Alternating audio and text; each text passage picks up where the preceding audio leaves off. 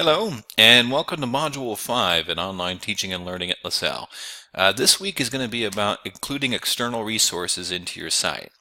And when I'm talking about external resources, I'm talking about library materials. I'm talking about recorded videos like this one right here.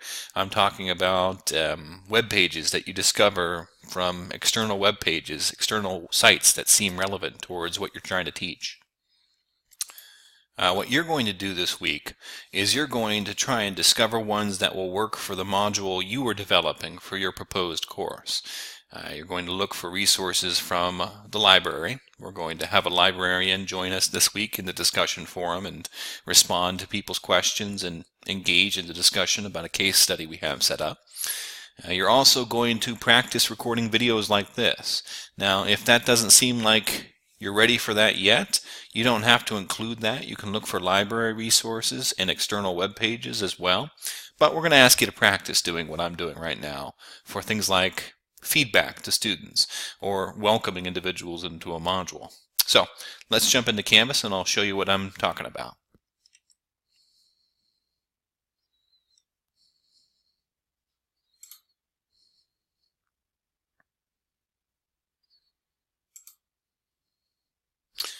Okay, here we are. Let's jump down to Module 5. Here's the orientation page. I'll be replacing this video shortly. Here's the learning guide.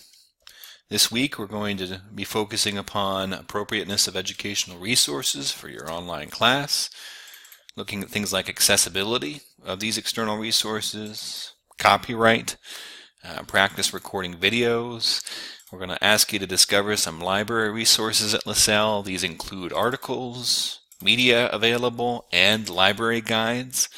And we're going to ask you to evaluate an external resource that can be embedded in your proposed module. That is, what would work best to help support the objectives you've set up? Because you've already designed things like the summative assessment, the formative assessments that scaffold students to success.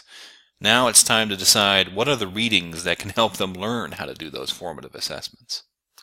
So, for the discussion forum this week, we're going to have a case study.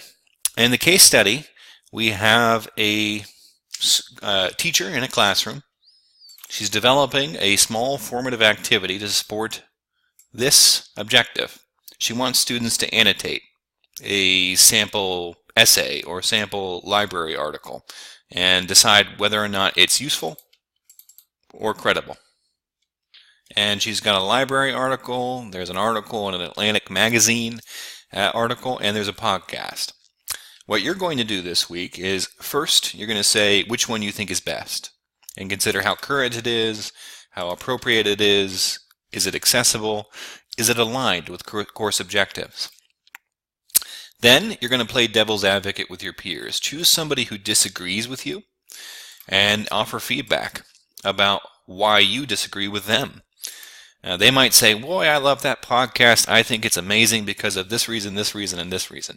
If you disagree, jump in and say, well, I think it has some problems because, and then explain why, pointing out specific reasons why it might be problematic, and then explaining yourself and getting into a discussion about what would be the most useful resources to use in an online classroom to support an objective like this.